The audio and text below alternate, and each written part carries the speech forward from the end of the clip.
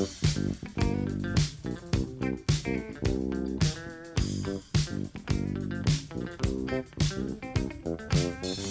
cookies. I love cookies. I love cookies. Yes, gotcha. Welcome to Cookies, the world's most influential basketball podcast. It is Monday, February 2nd, 2026, and Andrew Kuo is snowed in. I'm snowed in. I'm iced in, man. Fortress of Solitude over here. It is crazy. It's not just, obviously everyone knows about the gray snow, the brown snow. Don't eat the brown snow, Ben. But New York is going through a little something here. We got dumped on and no one's flushing. Yeah, how does it work? What's the saying? If it's yellow, say hello. If it's brown, don't kneel down. Yo, there's so many dogs in my neighborhood. It's crazy, and they are very visible, not only in the doo-doo bags, but also just the doo-doo. I'm not going to talk about it, but if there's one topic that can get me going is the proliferation of canines in New York City. It's both a hallmark of gentrification and a product of working from home. The amount of dogs is staggering. It is just outrageous how many dogs there are. That was just a little segue into a point of passion. But anyway, so you're eating the brown snow. Well, it works because that is exactly how I feel about parked cars. And you know who's really struggling this week? People who have parked cars. How do you get your car in? Can you even find a parking space that they're all like people use them, myself included, as places to put snow because there's nowhere else. Is the alternate side parking? What's going on with that? That's suspended. You can't move. There's cars that are iced in on my street for since we potted last a week ago. I mean, my car, I left it in a snowbank. It was like, you can't do later. Yeah. Abolish cars. But I think that's my personal, all present car company excluded. Look, my presidential platform is a car in every garage. So the way get them off the street, the street, and get everyone walking. Get everyone to walk.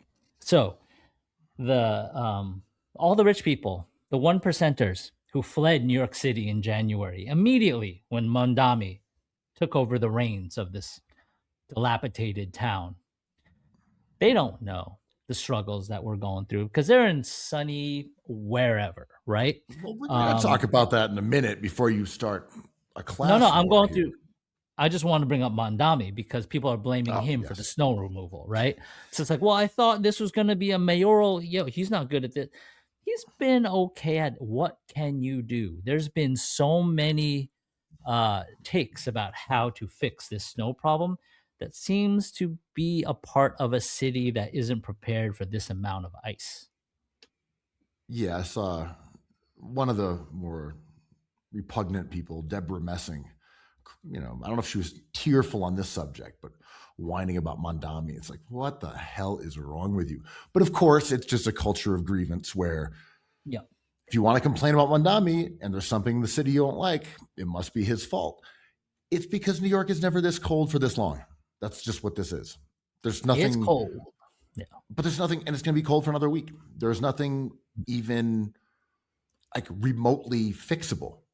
It dumped snow and then it never went above freezing again.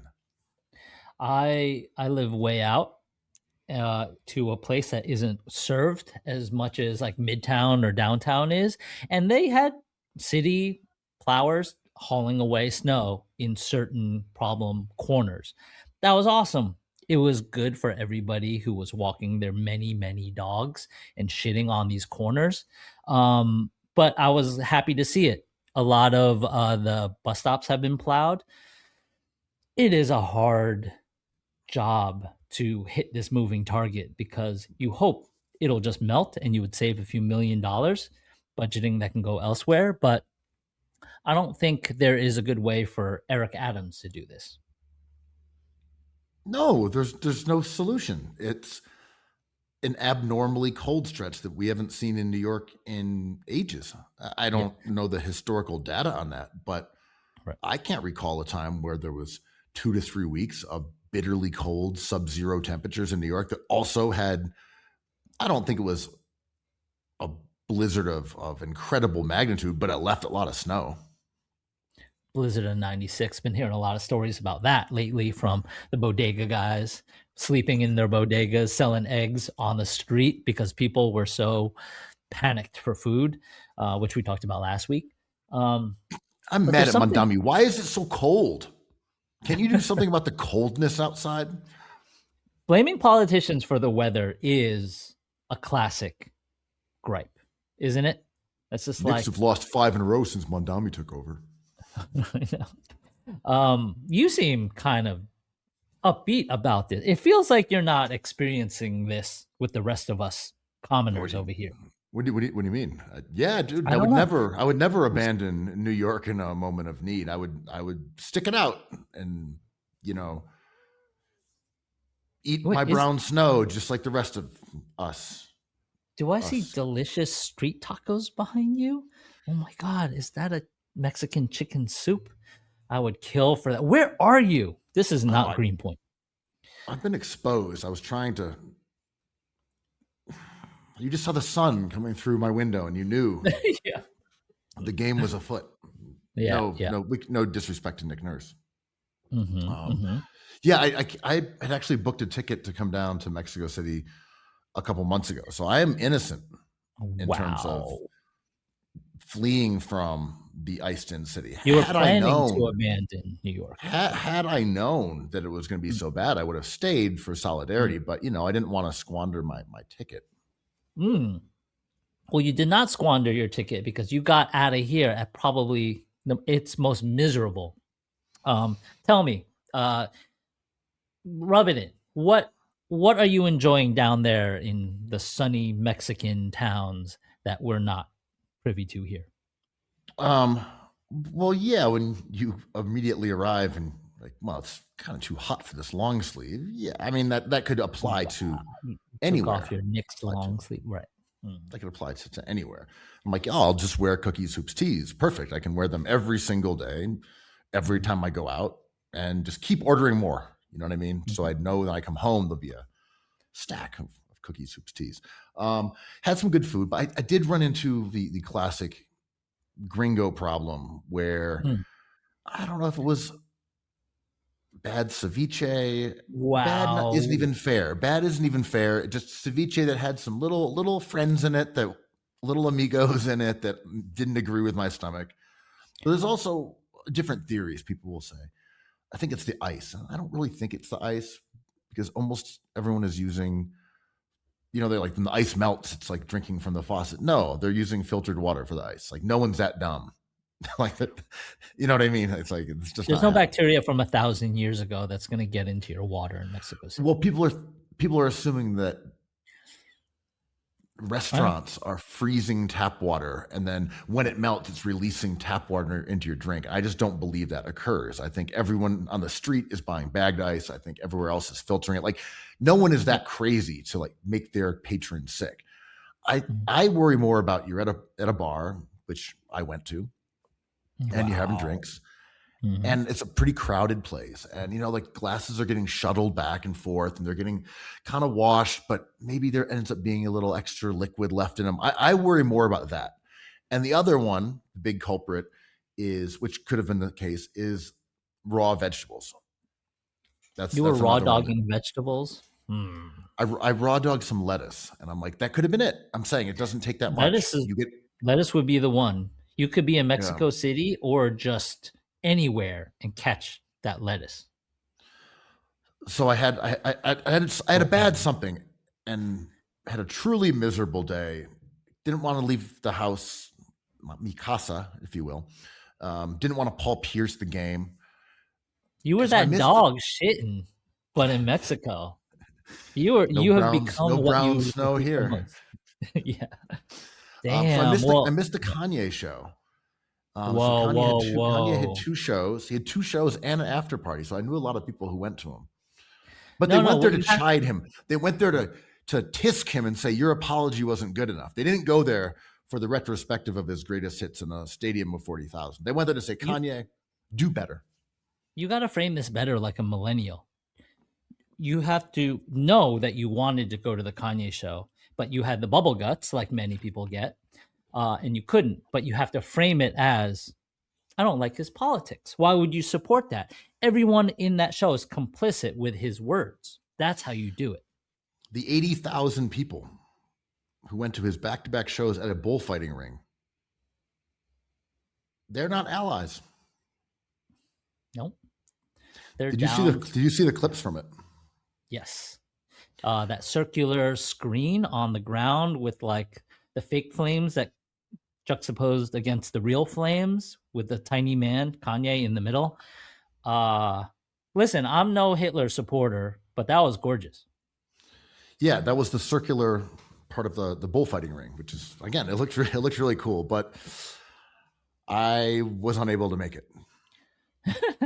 Both nights, the bubble guts. I mean, politics. Well, I was hoping I could figure out a way to get in for free, so I didn't try to go the first night. I started making some calls and trying to weasel my way in. I don't want to support a person like that. His apology wasn't good enough for me.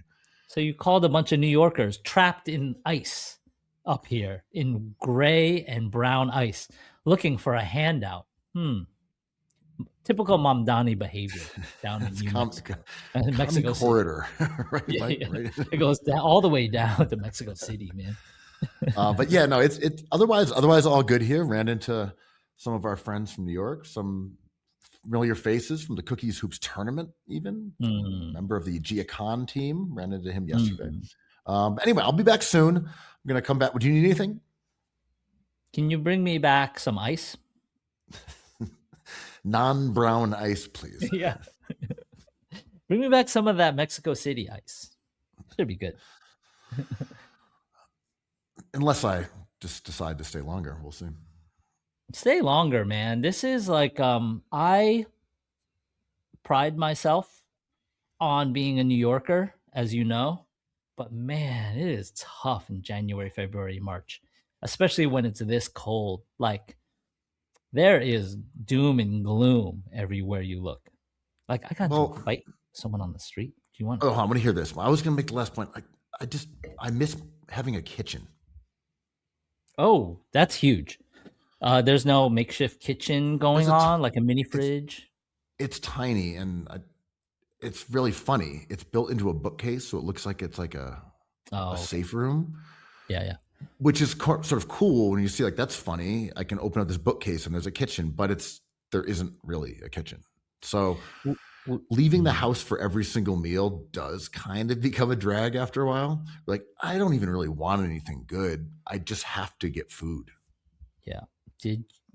Would you rather have that situation and have your own living quarters, or share it with like some Giacon hoopers and have a real kitchen, but have to share it with like three dudes all with the bubble guts at the same time? I also don't really know what I would cook down here. Like, what am I going to make? Some Mexican food? Like, yes. they're doing it better than me, man. Don't cook when you're in Mexico City, the home of probably the best food on the planet. That's what I'm saying. It's like, but also, I know what you mean. Yeah, I don't want something super delicious right now. I just want to like have some toast and like continue with my doom scrolling on Basketball Reference. Yes, yeah. I'm like, I don't want anything. I just want to open up a can of chickpeas and dump it in a plate. How about that? Oh yeah, with some hot sauce. I saw that. Some rice, but like, yeah, sometimes I don't want like a beautiful street taco that costs like 75 US cents with like cilantro and the most delicious sauce I've ever tasted in my life. Sometimes I just want a raw dog, like a glass of water and a bag of chips. Glass of water and an egg. Yeah. Not your water, New York City water. That's right. Oh, damn. So I got into a fight with someone. Oh yeah. You've been. Meanwhile, I'm cavorting down in Mexico City. You're fist fighting like Def Jam Vendetta.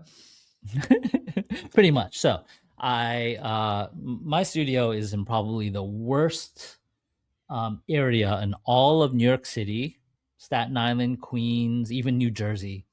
It is beneath the tracks on Broadway in Brooklyn. Legendary And area.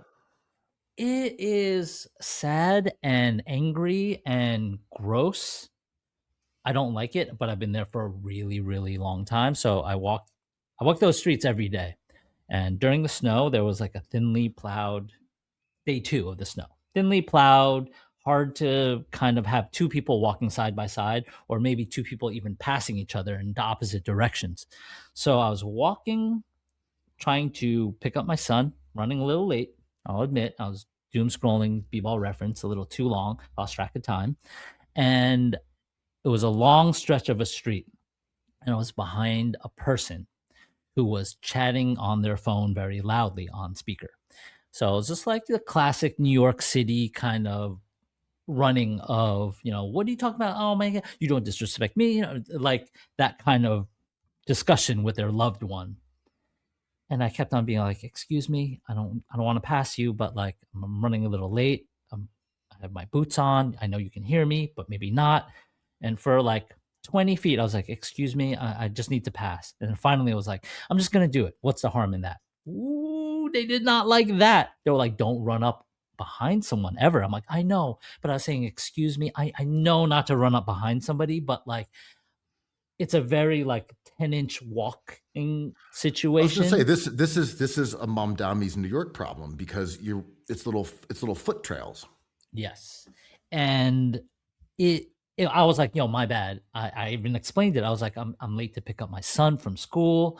I had tried to do it loudly and politely, but I didn't also want to yell. So I just decided to run on the snow next to you. And then they started going into like kind of a classic New York do the right thing. The diatribe, which was just like never run up behind someone. This is Brooklyn. You don't do that in Brooklyn, New York City. And I was like, my first thought was just like Park Slope, Brooklyn Heights, Carroll Don't do Gardens. that shit in Greenpoint. Don't bring that over to McCarran Park. Yeah. I was like Cobble Hill, Borum Hill, Park Slope. I mean, there's a lot of Brooklyn, and I know you do not run up behind somebody ever, whether it's Midtown, Dime Square, or Bed-Stuy.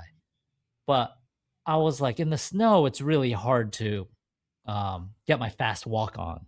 Was I in the wrong, or did I just catch a stray? I mean, I framed it with I feel like everyone did the right thing on this. Yeah. I was like, I hear you. you can do that. Like you can be mad at me, but I just have to take this shot and then keep on going. They're like, that's right, keep on running. This is Brooklyn, bitch. And I was like, I know. Oh, I thought you guys kind of squashed it. I in my mind, this was a little, like Christopher Boucher and Russell Westbrook, a disagreement that was then sorted out. You can't squash it when someone's on the phone as well, because they have to keep their kind of dignity. If they were off their phone, and also they're not even that engaged when they're on the phone. It's like, as you said, it's being performative, but they're still kind of talking to the other person and yelling at you. Yes. And it was a delightful moment for them because they got to establish some sort of dominance. And me, I'm just like, what? Yeah, you're better than me. You should have countered by quickly calling me, and then be like, "Yeah, some idiot walking down the street he's on the cookies, phone. Bitch." Yeah. Basketball, dick. But they're more ethical and better than me. I get it. I just had to go, and I didn't want to get into that argument, but I felt bad. It was my bad. But it's like fucking Mondami. Fix my life, please. Yeah. This ass mayor not plowing the sidewalks, getting me into trouble with a reasonable person. Now I'm in trouble with some nice guy. Yeah. But like clearly a person who was just looking to unleash these words. Like, this is Brooklyn. I'm like, oh, that made your day. I'm glad to have given that to you. Not everyone gets to have a podcast, a perfect podcast, no less, every week to vent their perfect thoughts. He's got to do it to the little Asian guy who ran up on him. Not everybody is a little Asian guy with 20 burners on Twitter just griping about Leon Rose. Like, somebody just have a loved one they speak to on the phone every now and then. I think he was probably upset by the latest revelations from the Epstein files. I know, it really crushed his world, finding out that Bill Gates, his hero, was even more implicated than we thought. STD medication. Bill, say it ain't so. So this is a really, it's dark days for humanity and all. Like, you're like, wait, there's a pedophile cabal that seemingly runs the world and the internet and has no signs of giving it up. I'm like, can't say I'm a fan. That's just me, though. It's just me. But, I'm looking at it from the outside. I'm not in the pedophile cabal. So maybe, there's a different perspective. If you're in the pedophile cabal that's running the world, I'm sure it's like me being in Mexico City and you being in New York, in the brown snow capital of the universe. Yeah. I mean, everyone has their kinks, right? I like players. I like New York City point guards who draw fouls. I like New York City point guards who execute 4-point plays, who maybe hit last second shots. Ooh, that hits my kink. Shout out to Nick Nurse. What I don't really get into is like the abuse of minors and like of powerful people who will not seek any sort of justice if justice exists in the world. Like, the Epstein files do not get me going. They're crazy. It's nuts how it got rolled out, what it is, and all that stuff. But I've seen movies. I've seen Kubrick movies, right? Like, when this got released, it almost felt like it was so broad and so many people implicated that people were looking to just like confirm whatever grievance they had towards an industry or a person, right? It's like, well, okay, Donald Trump was in there, but Jay-Z was also in there. It's just like, was that an anonymous tip made by like Stephen Miller? I don't know. But it feels like it's a smorgasbord of kink. Did you say smorgasbord with a G at the end? I was trying to get away from smorgasburg, like Smorgas Williamsburg. So I just tried to create some space. For people who don't know, it's the famous Williamsburg food event. Now I get what you're saying. Yes, I know. I get what you're saying. I'm always thinking about tacos. Always about ramen burgers, buddy. I got ramen burger on the brain. But yeah, the smorgasbord of information, as you said, included all these tips that are just what any maniac called into the FBI and was like, hey, I think Keon Ellis is involved in these files. And someone's like, okay, write it down. So I think it was the flood the zone approach here by the Trump administration, where it was like, here's millions of files, but then apparently there's also other millions that weren't put out. The whole thing is just so ridiculous, where the women's names are not redacted throughout it. And like, they're basically all identified. And then a ton of people who say malevolent shit in the emails just are not mentioned. Like, someone says, did you send the torture video? Like, let's delete his name. Okay. Love the torture video. Yeah. No reason to say who that person could be. Don't want to give them a bad name for loving torture videos. Yeah. So tired of this shit. And, I think, I always think whataboutism was a idea invented by people like Trump who do stuff. But as this Epstein stuff was going on, a lot of other news was happening that was boggling my mind, like payouts or purchases of companies from oil money right before the election that ingratiated the Trump family. It is like, people call it a money grab.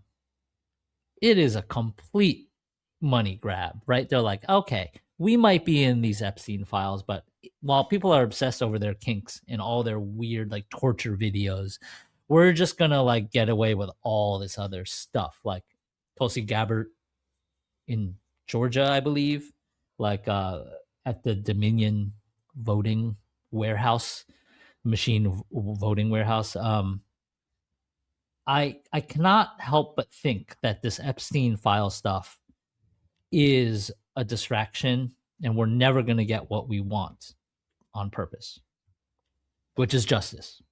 I mean,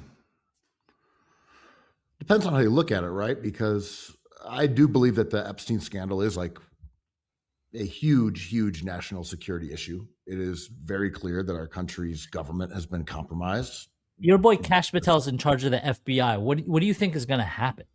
Oh no, well, I'm agreeing with that part. I'm saying the Epstein scandal is just insane, and it's very clear that our government is fully compromised. And but I assume that as a hater already, right? It's just like the minute Kash Patel enters the Pentagon, I'm just like, we're fucked. Everything is fucked, right? Like Trump drained the swamp and put his lizards in it. I don't know how the Epstein. I'm a hater for these files. I think real suffering has been caused by Jeffrey Epstein, but we're not actually. My feed isn't talking about that. My feed is talking about like nuggets of like hellacious gossip.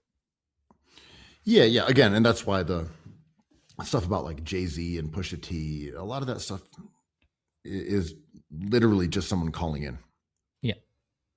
Those examples for sure. Prince Andrew, whoa, dude, chill out. But also there have been some immediate ramifications. I know a powerful British politician, the Labour Party. Yeah, I mean, he immediately resigned, and he's going to have to kill himself. I mean, the shit he did is insane. I don't know if you saw his emails. It's just like, no. Wait, what happened? Sniveling, weird loser. Just like, I'm a naughty boy. Like, but he resigned. No. Oh, I mean, it's vile, the shit that he was talking about. I saw Elon's messages being like, "Can I come?" And Epstein being like, "No, bro, you can't." I'm like, damn, Elon Musk. I was like, oh, see, you know what? Elon's even getting off of the hook on some of this. He's just looking like a loser. The reality is Elon went to the island. Epstein sent him the helicopters, and he's a pedo too, probably. The idea that he wanted to get down with Pedo Island and they didn't let him, not true. Some of those were fake. The ones about like, hey, we're going to shut down the operation over here. Sorry, buddy. No, he was going to the island. He went. That's all. Anyway. Let's talk about who's not on the list. LeBron James, Carmelo Anthony.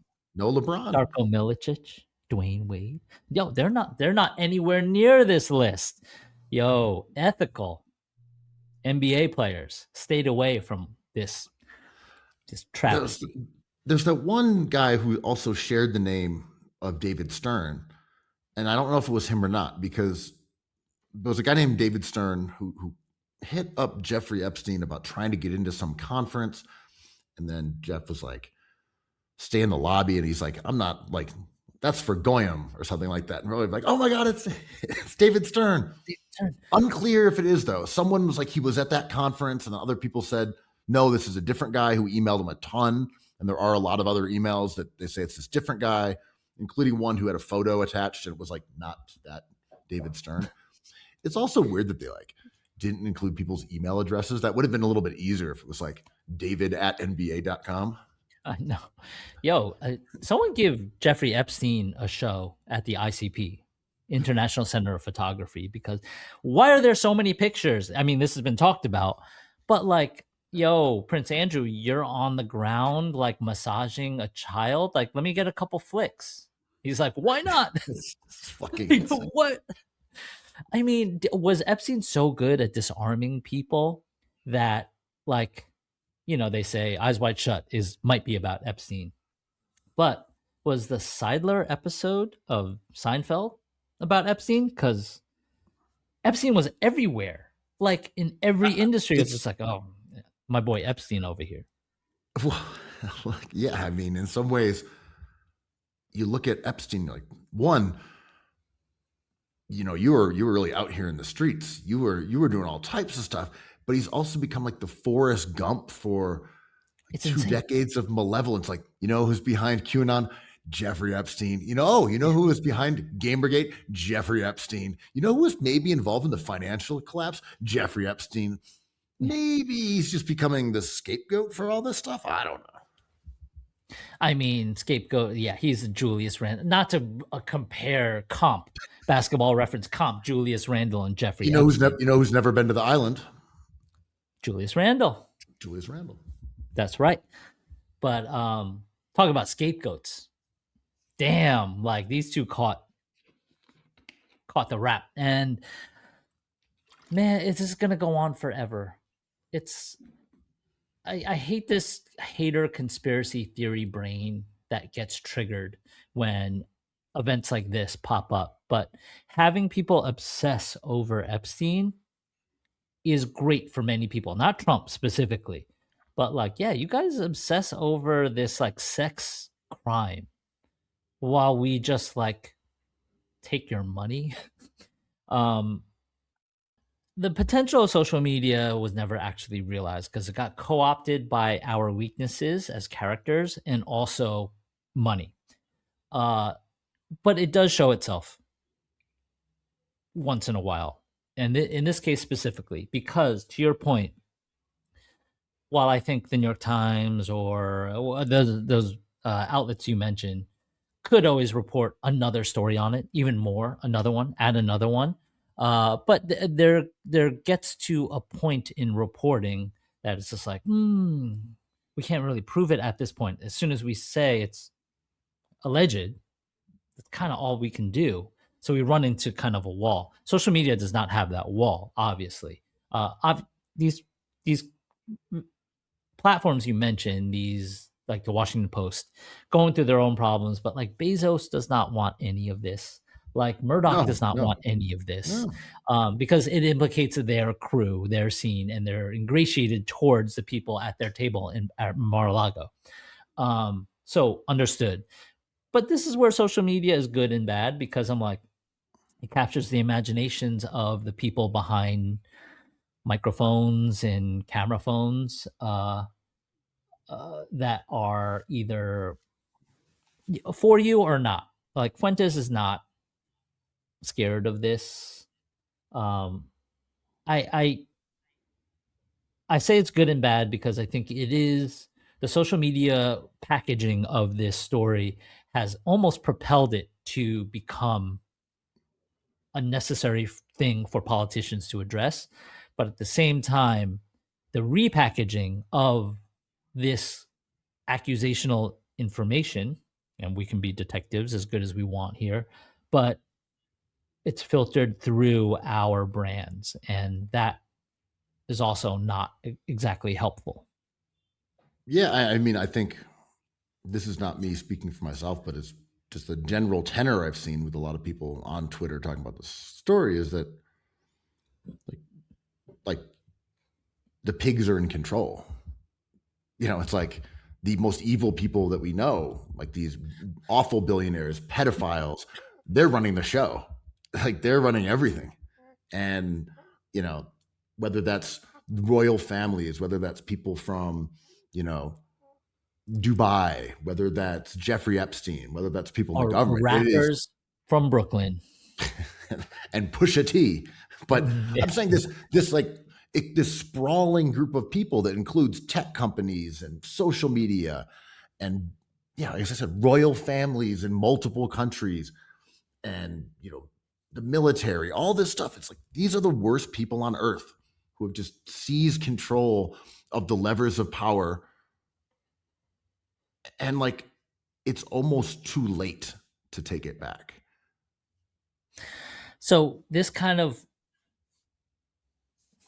dovetails into our next conversation, right? Because I think the reason why I'm so annoyed and skeptical of current events is because in the 90s, Gen X kind of had figured this out, right? It's just like, oh, we have no shot. The levers of policy are pulled by the powerful. And there's a disconnect between what we want as aspiringly happy people to the the princes, the owners of Nestle, the corporations, even before the internet existed. Um, Artwork was about that, right? Like we always mention, like DC Hardcore and the lightning bolt. Who's the lightning bolt in this situation? Because that's when we could see clear. After the hippies kind of completed their psyop mission, and after the free love 70s were demolished by a government created virus, I don't know. Shout out to AIDS, which, like, not no shout out to AIDS, but shout out to AIDS in terms of ruining an entire generation's Right. creative mind, right? Like, let's not forget what that happened, or how that went down, with Ronald Reagan and bad policy and everything. And then by the time you get to Gen X and Reality Bites, it is not a generation that's disassociating from like popular culture. It is a generation that's like, oh, fuck this. Like, if I cannot make my own life better with one vote, then I'm just going to choose to build my community, to do things myself, do it yourself, and to be happy in my own way because, like, I am not a prince. That's a good point because I think Obama, in some ways, sculpted the way that people view the world, that Yeah. the good guys can win and that hope, and you're a part of this, and you were celebrating in the streets, and this is going to change everything. We came out of George Bush and Iraq, and we were protesting in the streets. We did it. Yeah. We did it. We did it. We changed America. And then Obama's like, yeah, about all that. I'm pretty much the same as Richard Nixon, FYI. Kinda. I'm saying just I mean, on the political spectrum, not so different. He was not a feverish racist. Like, but then there's no accident. We shift towards identity politics. It's like, but who he is what's different. I'm like, that's fair. Yeah. But before we get caught up in that, we're going to take the eyes off of actual policy. Of course. I mean, this has been, in my opinion, very much the Democratic Party's like loophole that they've tried to exploit. Like, we're not going to change anything, but what if it was a woman? Kind of the same politics, but a woman, that's a big deal. That's historic. And you're like, well, that's true that it is in a technical sense. Hillary Clinton being president would be historical. That would be the first woman president. That's a damn shame that we have not had a woman president. But it's Hillary Clinton. Like, that's not changing things up. That's just a different color of pantsuit. Yeah. And man, do you have any thoughts about the business blackout on Friday that went down? You know, how people were encouraged to close their shops, to not go to school, to not go to work, to not purchase anything, and maybe call their representative in response to the horrific murders in Minnesota. Like, does this kind of align with the discussion of where we've become, what we've become in the light of a post-Obama identity era social media messaging political entity?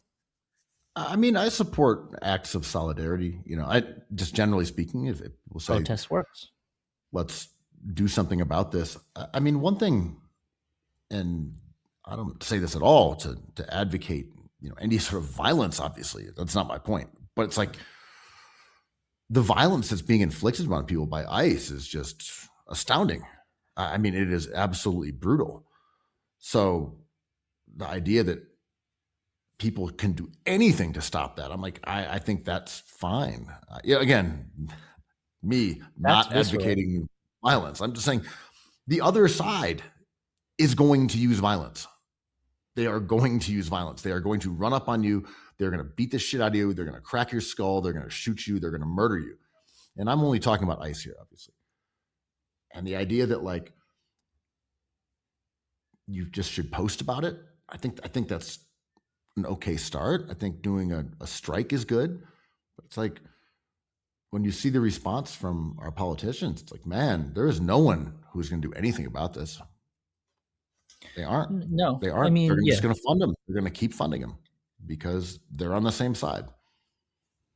Man, I hate thinking about the motivations of myself inside of a house like Instagram, which is owned by Zuckerberg, who is throttling Right. certain content, contents plural.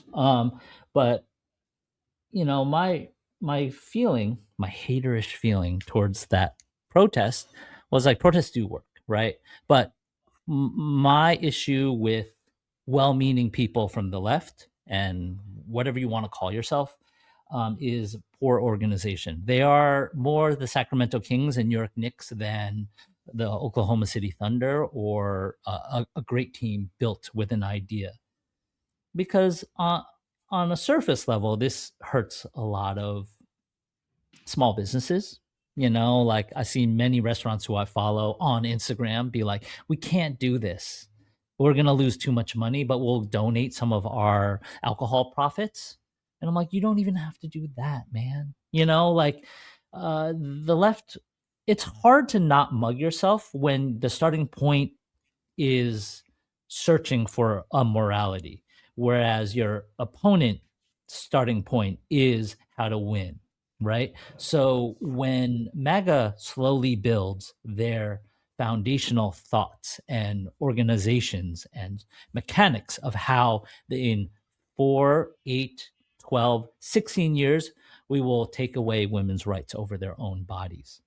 That is astounding and something that the Democratic or left party is not quite has not been capable of in their history. And almost the horrors of the conservative point of view is what boomerangs back to getting an Obama. But my disappointment in my lifetime over well-meaning people, and I consider myself a Democrat, uh, is that we are not good at organizing. And these things that feel like wins are not, they feel nice to your point. It's always good to speak up on the behalf of what you think is right. But I'm like, it's not enough. The context is weird and it feels structurally unsound. Well, I think there's a few different aspects to this. And one of those is, yeah, you could look at the progress that America has made. I know it's a dark time to be talking about the progress we've made, but you would say that gay marriage and civil rights, women voting would all be triumphs of the left over time. I just mean those were issues that the left wanted These are and good pushed things. and eventually, became part of our fabric as much as, these goblins want to roll those things back.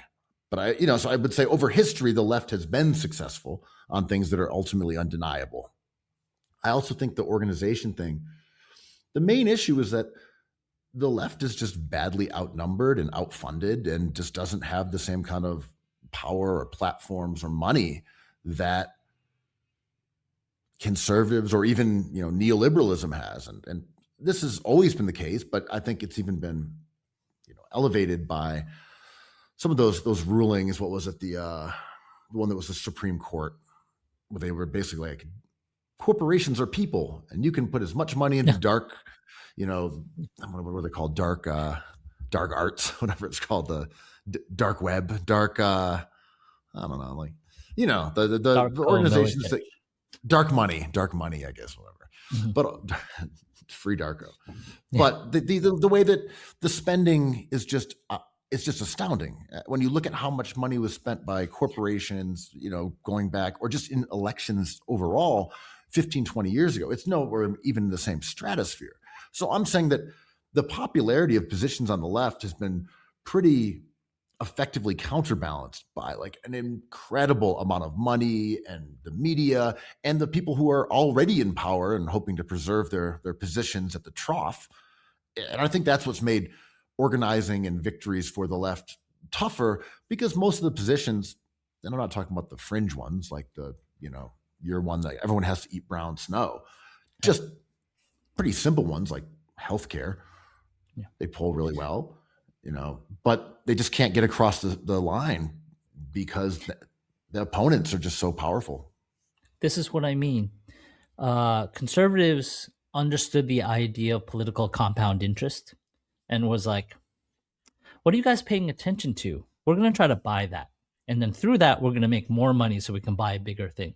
Soon we will own everything. The platform in which you reveal your political thoughts on, we own that. So, like, do what you want. But it's not like Zuckerberg just cruised in and bought Instagram. This has been a systemic kind of direction that Rupert Murdoch kind of knew about 4 generations ago. It's like, if we control the messaging, right? It's like a very simple thing. And it's hard to pull off because you have to have visionaries. And this is a story about individuals and as much as it is about a community. But the compound interest of actions, I think, is important in building a basketball team, building a political movement, and just building something popular. And you can't, with your hands or with your brain, cannot execute everything by yourself. And that's what I mean by the mechanisms of it. I think the wonderful part of the left is like, people matter, voices matter. Social media can give that a platform. Sadly, I don't think it is as effective as a way to slaughter the midterms. That's what it's about, right? I mean, that would be a move in the right direction, but also like the Democratic Party itself is just extremely worthless. I mean, well, but to your point, get stuff done throughout our lifetime. I barely put that on the Democratic Party. I think that is more the left. I mean, I don't put the Democratic Party Obama, as it exists. Your healthcare right now is an Obama creation. Yeah, and it sucks.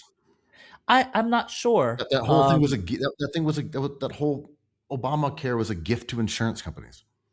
Yeah, I don't like the way America does it, but it was like the Democrats did stuff, right? And we find ourselves looking in the mirror of like a flawed country, but still a country with the most to lose of any other country.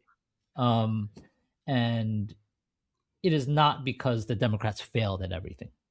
I mean, I have a much harsher view of the Democrats, and I think a lot of times we view them as doing good things when it's really that they are also like and vice versa. On really conservatives bad stuff. Do good things. Conservatives, by nature, at the DNA of their messaging, are helpful to society. Conservation is helpful. And I also would say I do think the establishment Democratic Party now is somewhat different than it was, Paul Wellstone era. I just look at the version now. The money has infected that party the same way it has all of politics. And how can it not?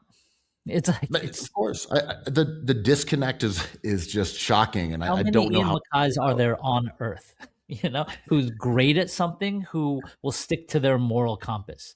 Like 5 people, maybe.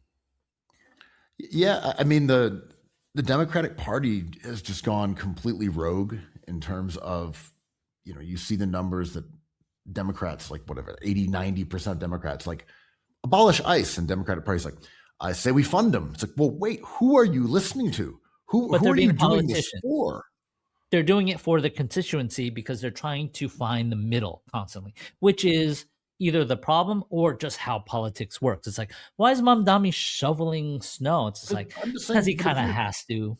But if your constituency, 80% of which or 90% of which say we need to abolish ICE, then that's what 90% of Democrats, in theory, would also be in support of. In theory, until it comes to election time and they get reelected. But right? Like their goal is to stay in power. And all this noise about like, we don't like your answer about something that is really important to us. And then they win another election. They're just like, I'm going to learn from this behavior. But Republicans don't do that. Sure they do. What do you mean? They don't talk to their best interests? Republicans do stuff against the wishes of 80-90% of their electorate? Absolutely not. Well, the 80-90 electorate point would have to be reflected if they don't get elected. So I think their incentive everyone's incentive as a politician, in my opinion, unless you're over it, like Marjorie Taylor Greene, is to become reelected. And I totally agree. and they will do anything that is proven to work. So if someone says like, yo, 100% of your voters say you're wrong about this, be like, and I win an election, be like, okay, I'm not going to pay attention to that. Sure. And I would just suggest that it's because the donor class has replaced the electorate as the means to staying in power for a lot of these guys and women. I'm not going to keep them out of the equation, where it's like, well, look, I think whoever pays the most money to me is who gets to say what I'm going to do as politics. Oh Sorry, my God. it's really choked effective, up over here. you know. But yeah, it's like, well, look, the insurance agencies, the lobbyists, whoever, they're the ones who are paying for my campaign. And if they go and they give that money to someone else, then that person's going to beat me. So I will go against the wishes of my constituency because, as you were saying, the ultimate goal is to stay in power. And you can always reconcile that. Well, if I'm in power, that's better than someone else. And even if I'm kind of corrupt and bribed, you know, it's still a better thing if I'm in office, ultimately, you know, to serve my own interest, but still. Basically, I think my whole life I've been looking for a politician who just wants a raw dog policy, who isn't like, but I'm into all this other stuff. I just want a politician who can think about what we need, try to get funding, get it done, or listen to an album and not do anything else. Back in the day, politicians, they wouldn't even vote on stuff. They would just sit in their chambers listening to chamber music. Wow. The 36 chamber music.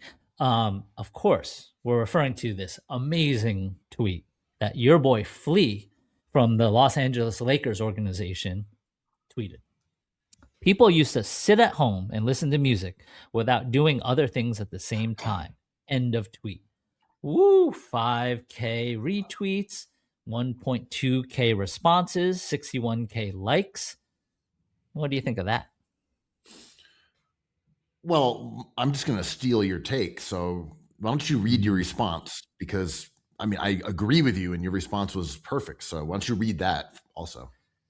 Well, I don't have it in front of me because I don't have my tweets in front of me. But is this erasure of things like weed, heroin, beers, Colt 45, Goldschlager, Jägermeister, Winston's, heroin? Did I say heroin already? Cocaine, crack, yes. PlayStation 2, Mario Kart. It's like those things need to be remembered in history. And Flea saying that we used to just sit around and listen to albums.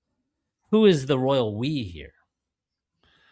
Yeah, I was going to say, like, it's true we weren't necessarily on our phones because they didn't exist in the same capacity.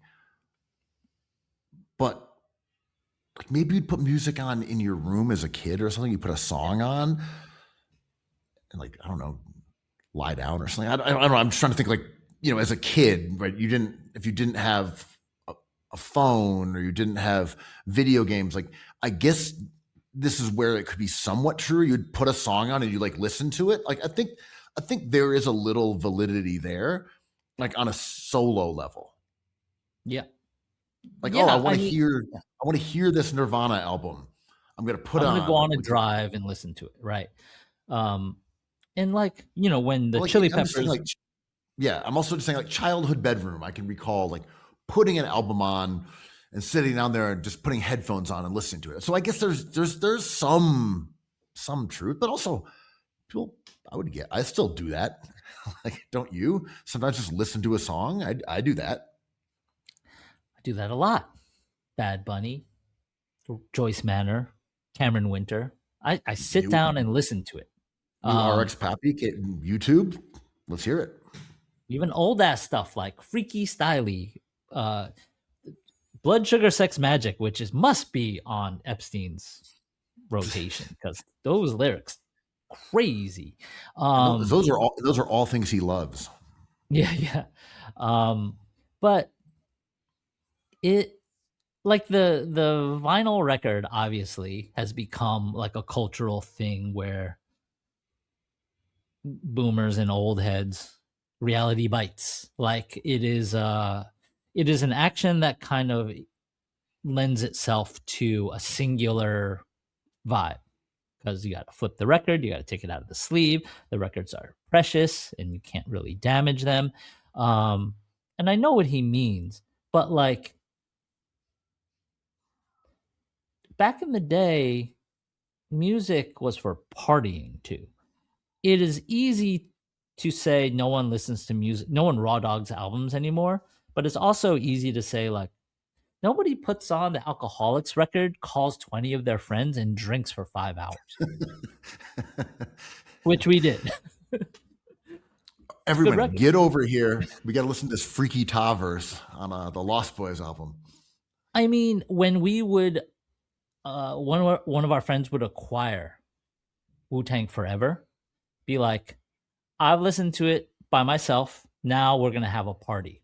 Let's all come through, sit down, get our drinks, get our weed, get our whatever you want to smoke, no judgments, and let's listen to both CDs. Crazy, right? And like, is that considered, does that make it a better experience? Are we more ethical as people who respect the arts? I don't know, man. I drank a lot of beer. But also,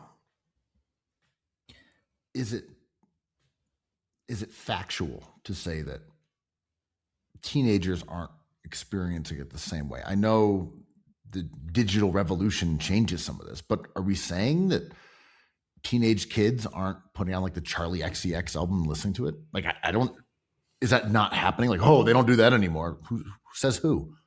Well, they Flea. Oh my gosh. So I have this working theory that I'm ready to unleash on this perfect cookies pod segment that we always talk about the division of classes. And that is the examples have been endless in the last 20 years. But it's getting to the point where people were complaining about ticket prices to events that I was like, oh, IRL is just going to be enjoyed by the 1% soon, right? So Flea sitting courtside to a Lakers game is going to be like, no one enjoys a full game anymore. You guys just watch highlights. I'm like, well, yeah, because we don't have like a wonderful experience at games. We can't get in. And soon it's going to be like, listen, tickets to Eras 2 by Taylor Swift are starting at 500 and they go all the way up to 4,000. Or you could just watch on your phone for free. There's going to be a gap that widens between IRL behavior and online behavior that is going to kind of gestate opinions that are at their core about class. Well, there's also a similar theory about the rise of in time, robotic sex companions or even robotic partners, right? Like, dude, we're not talking about the Sixers and Nick Nurse just yet, but go on. And the idea that having a flesh and blood human partner will be the prestige symbol. Where what the damn? You're like a Reddit, basement dwelling 4chan goblin gremlin person. Oh, you can have like kind of a fuck toy. Whoa! You can't get a human though. You're gonna have to have a robot. You're not desirable enough as a partner for a human. You can only fuck robots. Interesting, and that's going to make generations of cultural and financial elitists, right, with actual physical children that share DNA. And exactly, and before you start saying, well, this sounds like some dystopian horrible shit from the future, all of this did. Well, like 4chan dorks mug themselves, right? And then this is kind of my Instagram point. It's like, you know what I'm going to do? I'm going to not make money while everyone else makes money out of solidarity for crimes against my human neighbors. Fair. But like this mugging of yourself, of like Don't mug incel. yourself when you could be mogging. Yeah, exactly. I mean, incel culture is kind of cruel to its most supportive, right? It's just like, you know what?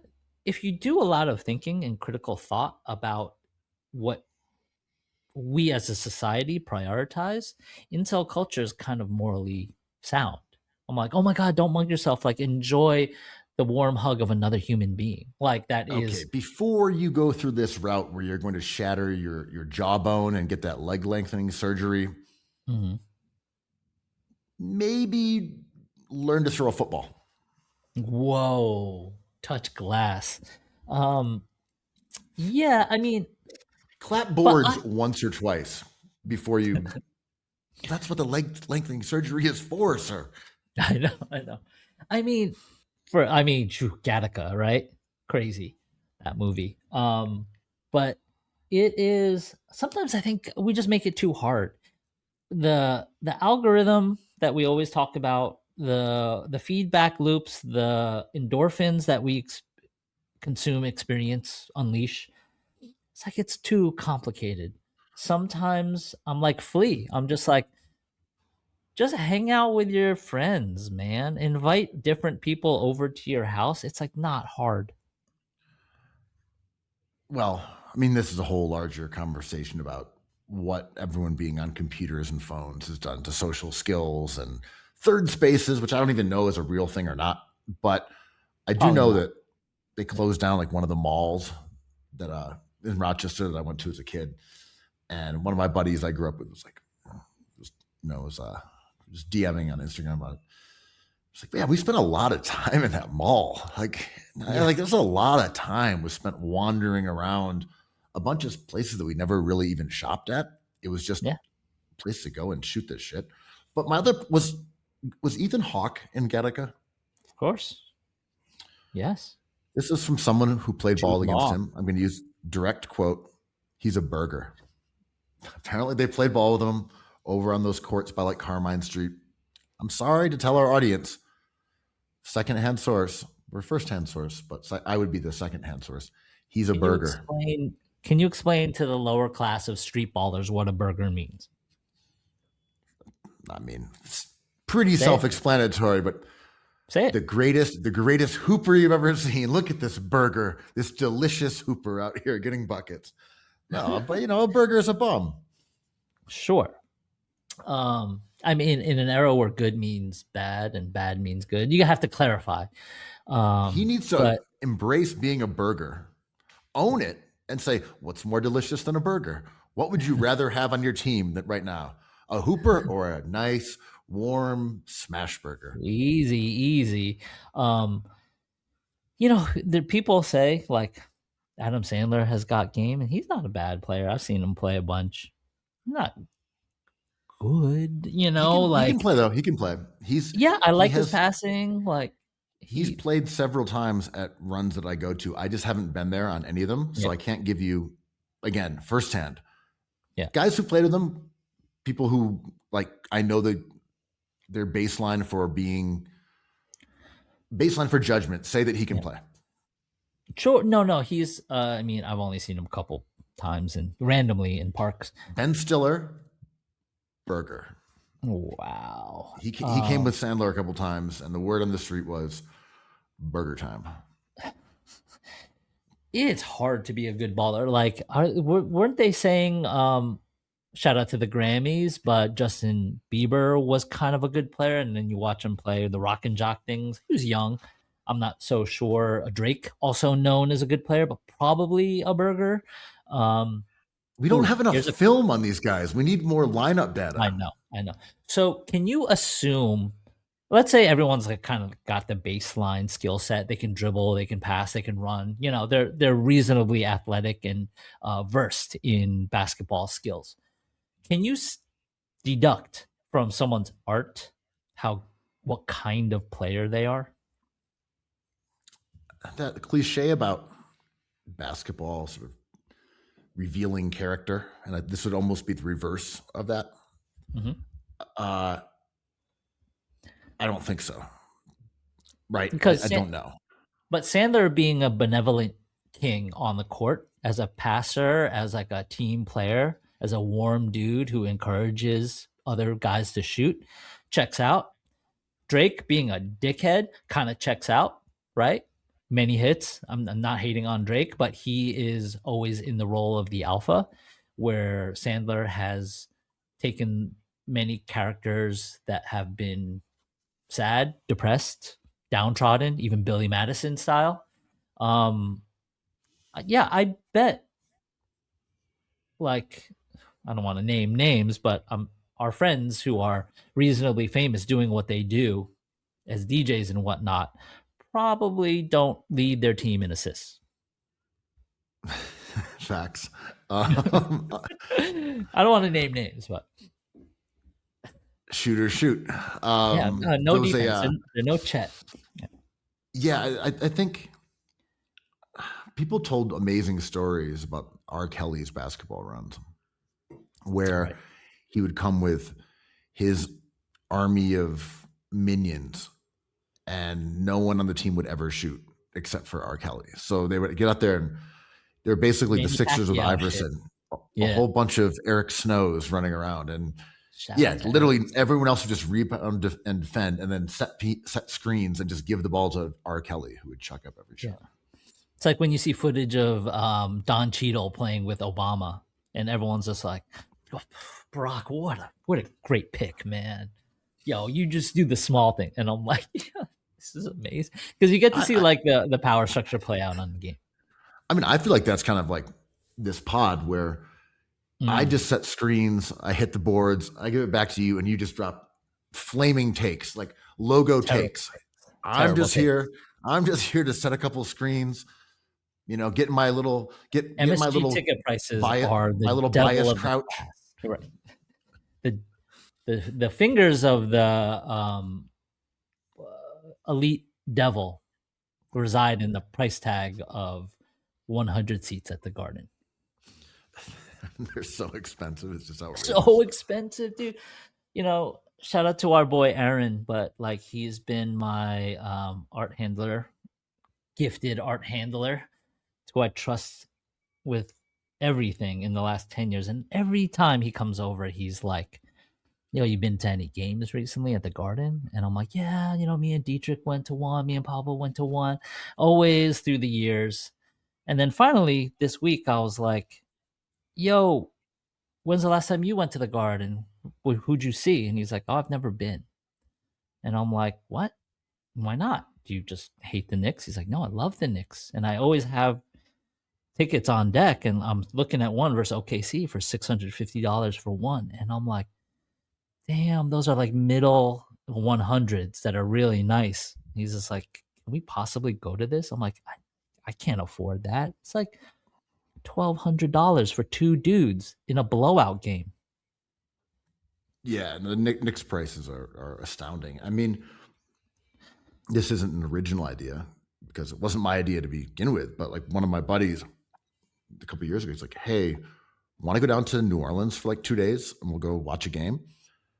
And it was a fantastic idea. The whole trip going down there for, to spend whatever, $150 in a hotel, fly down there, buy courtside tickets for like $130, wherever they were, kind of cost us the same.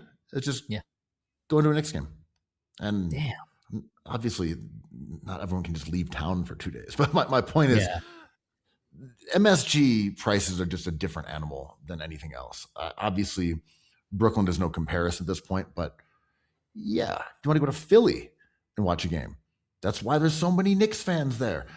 Everyone's like, oh, Sixers fans should be embarrassed. I'm like, dude, it's an hour away and the tickets are half the cost. But you can Uber it.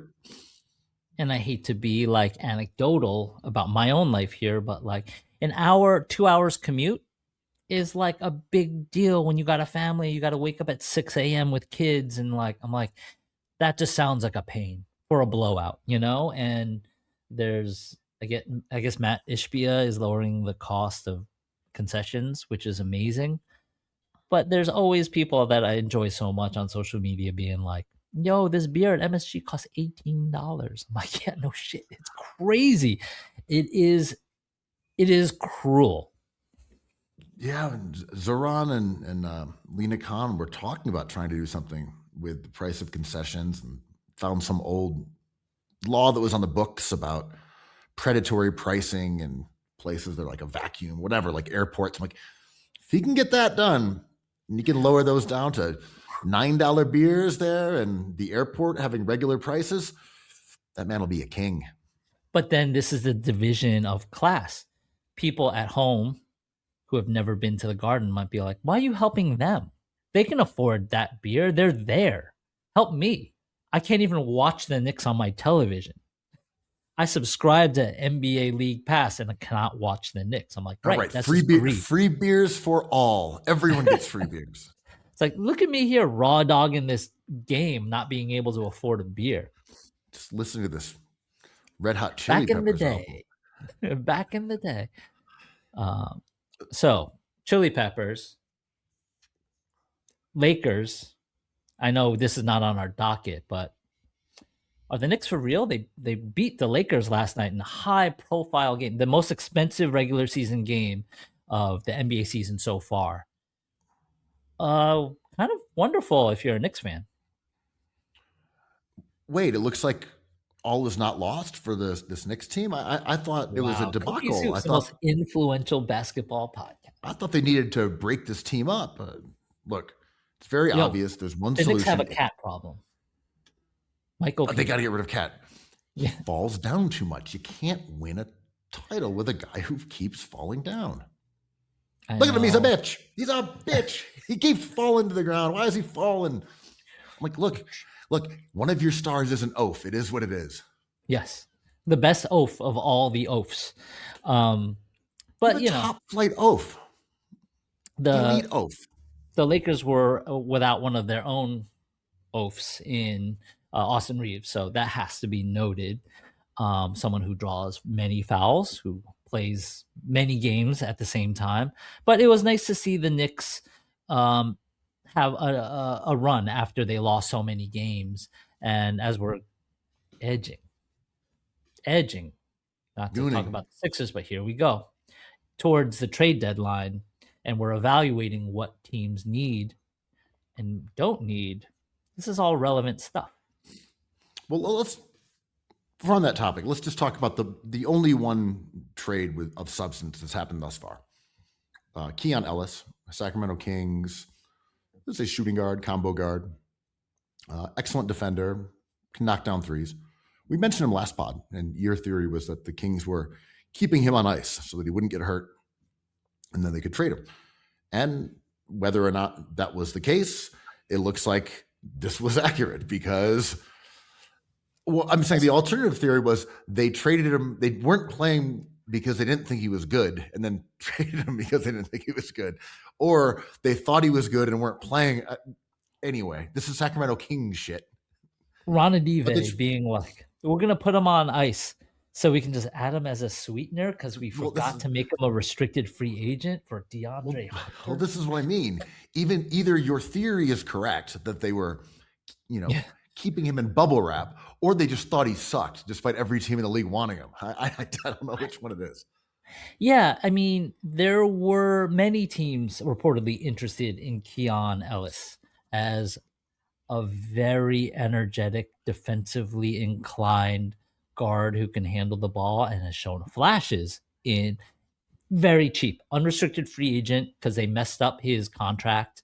So he gets to walk. Very enticing for a competitive team. He's a rental. I thought they were going to get an interesting player, maybe a late first round draft pick, maybe a couple seconds, but they devalued his market value by not quite playing him this month. And then he's in a package for DeAndre Hunter, which is odd because they have Keegan Murray, who's currently hurt. But basically, DeAndre Hunter and Keegan Murray are the same player with the same skill set and the same flaws and the same size. They're just kind of similar. I don't think DeAndre Hunter is a terrible player or anything. He's nice. He You can know, he score. hasn't he has not shot well this year. Just He to had be a good clear, he's start. shooting 30% from three. You know, I mean, this is a guy who's over the last few years has probably averaged over 40%. So they're you could say that they're buying low on him, but he's just been bad this season. And Keanu Ellis is good. I think the Kings' point of view is we're going to lose this guy anyway, so we might as well get like another solid NBA player for him. It seems to be kind of Former high that draft simple. pick. Yeah. But they also Serviceable. ended up giving up a second round pick in the process, I think.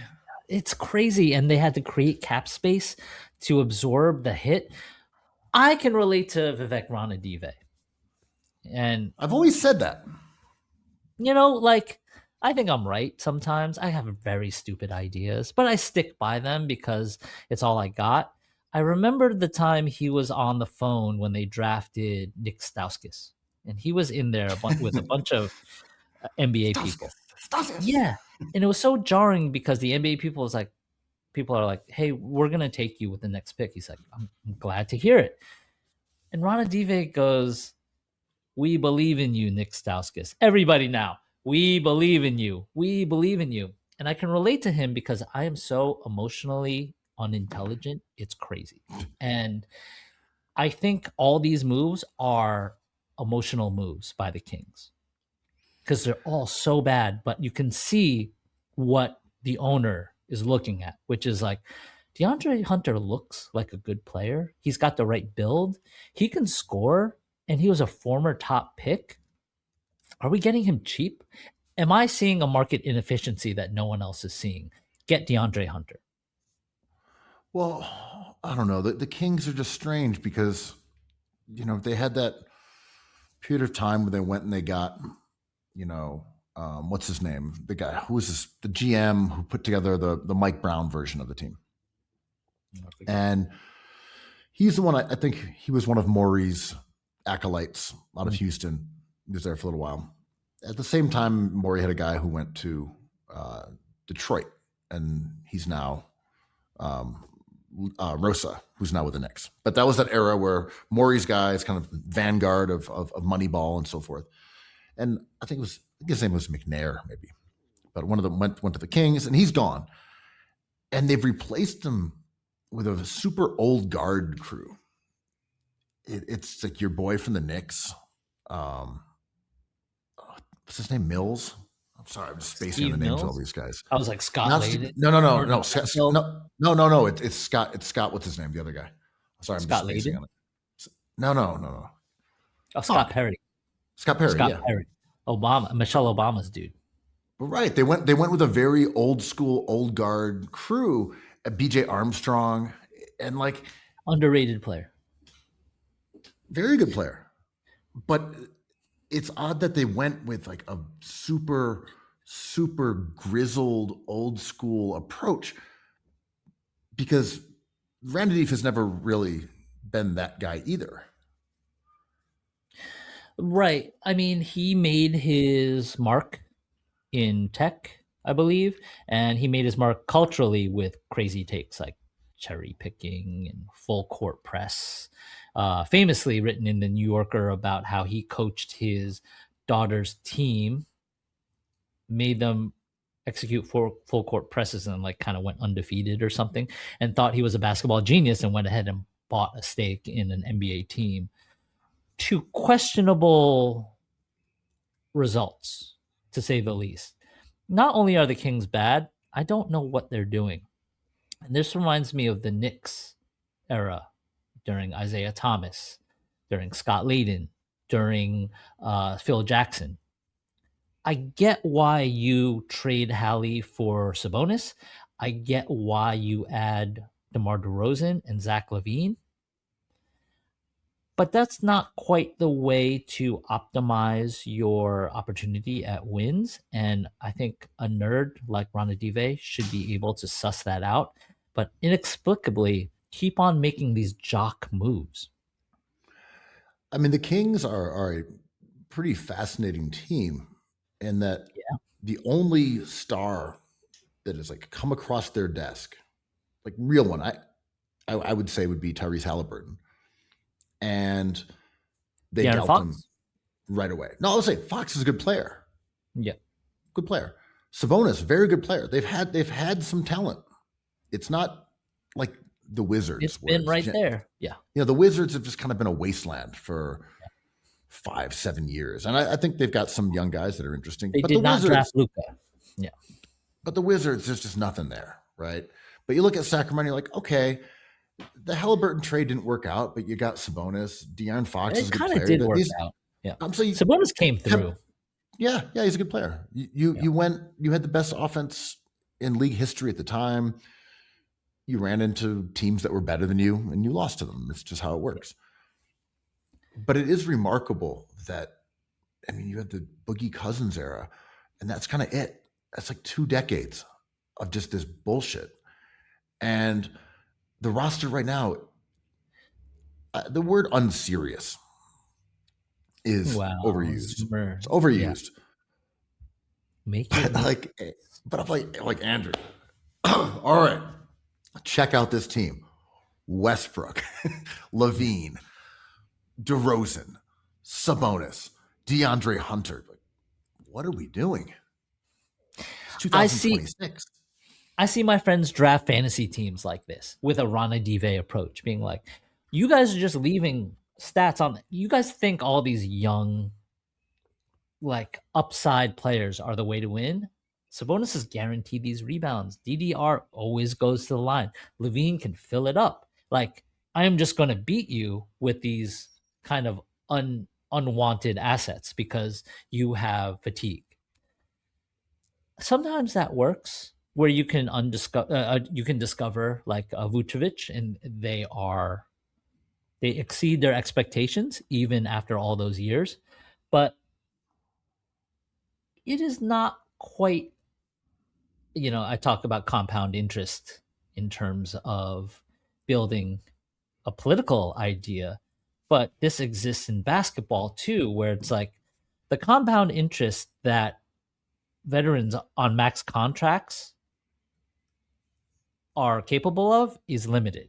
Like, you want to fill your roster with things that will help other things grow, where you don't have to execute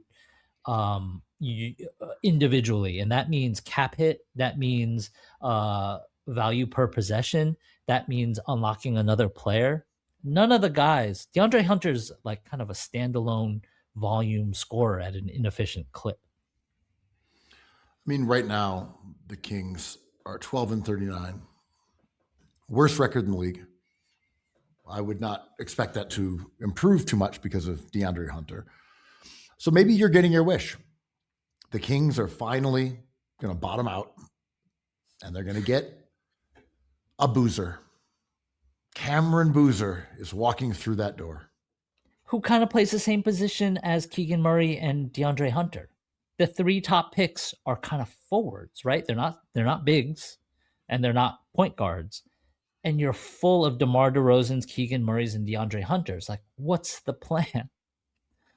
I'm just thinking in my mind, which of them seems the most like a king? Darren Peterson kind of seems like a king. I can just imagine him. Yeah, I know. He's a really cool player. I haven't watched a ton. He's nice. The guy is really good. He's built like Avery Bradley, isn't he? He's like stocky and bouncy. I mean, super polished, highly skilled, athletic. He looks like a professional playing amongst kids. Does he love the game enough? Yeah. I can imagine him draped in that purple and silver. Yep. And black and whatever the rest of their colors are. I mean, but it doesn't take much, right? Like, I think you just need to hit on as many Darren Petersons as you can and come to a point where you have them sitting there waiting to be unlocked by the compound interest god Con Knipple. I mean, what else is there to say about the hottest team in the NBA? Buzz City, the Charlotte Hornets. Super fun. Super fun to watch. Everything about them is great.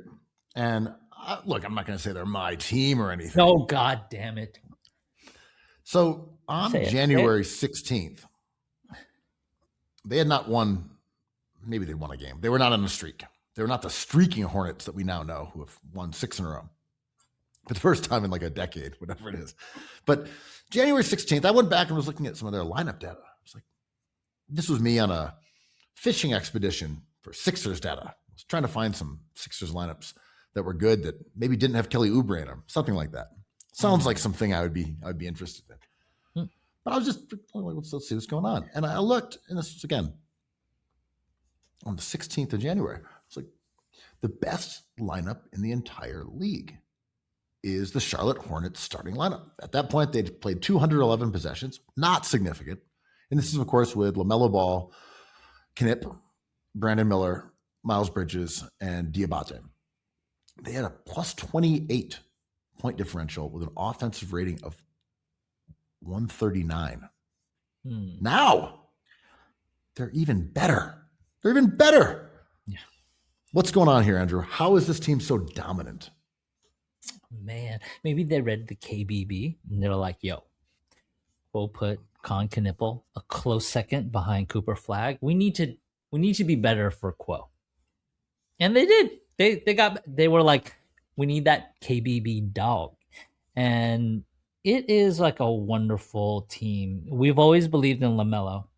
And when I say like compound interest player, like Con Knipple, I think he provides value outside of his standalone skills, which are great, especially in the sense that he meshes with Diabate in a way he doesn't quite with Kalkbrenner, who's also a good pick. I like him. He's that depth at center has been nice because they've both been hurt and just kind of flip-flopped, not at the same time during the run you're talking about. A team build that kind of landed on them. They didn't land on this idea. It's just like we just kept on drafting and like it doesn't have to work, but it worked for us. Well, they've mostly approached. I mean, they've made some weird moves, and I'm not saying they're a particularly well-run franchise here. No, you know, like they've made some odd signings, like Colin Sexton. Why? There's a bunch of things like that. Con landed on them. But the one thing they have done is remain bad enough to keep getting high draft picks. It's like, hey, man, LaMelo's a high draft pick. Brandon Miller's a high draft pick. Con's a high draft pick. And even, this year's team, as you mentioned, when you've got Kalkbrenner's there giving them pretty good minutes. And that lineup is nowhere near as good as the one with Diabate, but it's still a positive lineup. They're not losing with Kalkbrenner on the court. The difference is crazy, though. So right now, with Diabate, they're plus 33.8 per 100 possessions with an offensive rating of 143.6.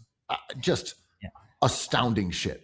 Kalkbrenner is still good. Offense is still popping. The defense isn't this good. But they've also gotten good minutes from Zion James, another Duke guy they got. So like they're playing 3 rookies a lot of minutes, and they're winning with that. And I think there is just this like youth movement throughout the league. I can't remember.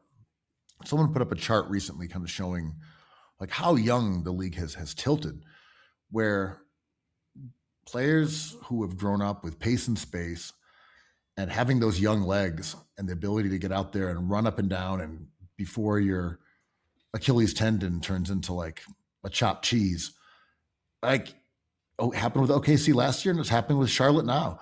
There is a competitive advantage to having young guys that there may not have been in the past. When you look at teams like the Warriors, like, hey, we're going to do it with old guys. Like, maybe not. It's hard. The Warriors is a complicated conversation because the old guys, while they aren't what they used to be, shout out to Jimmy Butler, they're going to stick with him, I heard. But the supporting cast is not necessarily interesting. Like Moody, Pashevsky, dudes, I don't really, Quentin Post, like it is not because Curry's necessarily old. They did a poor job of drafting. They missed on Weissman, huge miss that sent ripple effects to where we are now. But it's like, God, LeBron James, I looked up his numbers, man. It's crazy. He's like so fucking good still. I mean, declined a little bit, but god damn, man.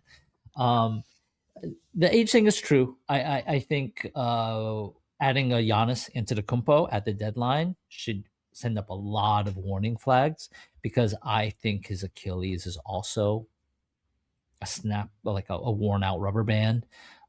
Even though he's young, he is just depreciated to a point where he'll play for a stretch and invariably get injured on a non-contact way.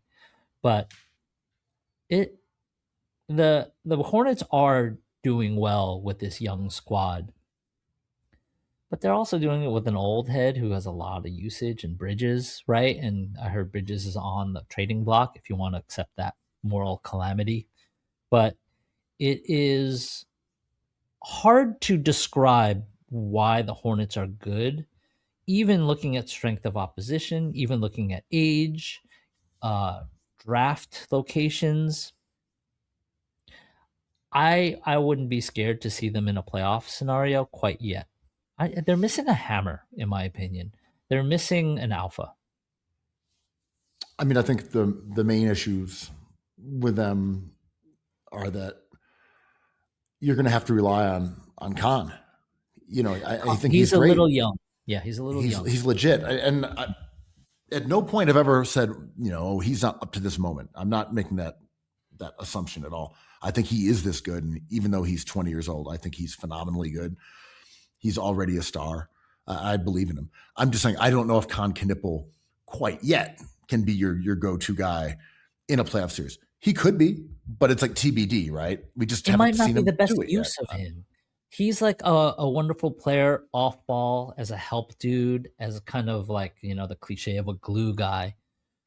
Having him sort of like Mikal Bridges, this long road of Mikal Bridges being like, yo, I'm going to be the man in Brooklyn. Okay, I'm not. Wait, maybe I'm the man.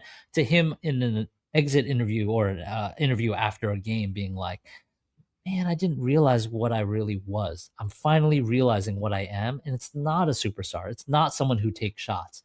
It's some guy who just like fills the gaps.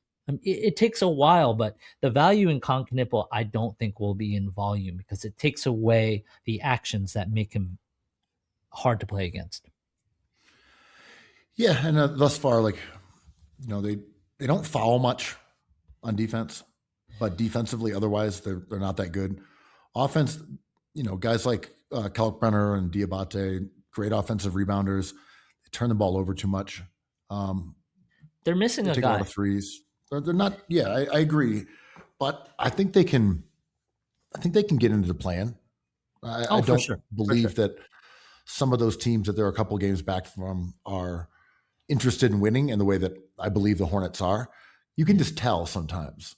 Yeah. Like, are the Bulls as hungry to win? I don't mean on an individual level. I'm saying as a franchise, and I think that matters because teams make moves at the deadline based on what ownership wants, what the front office wants.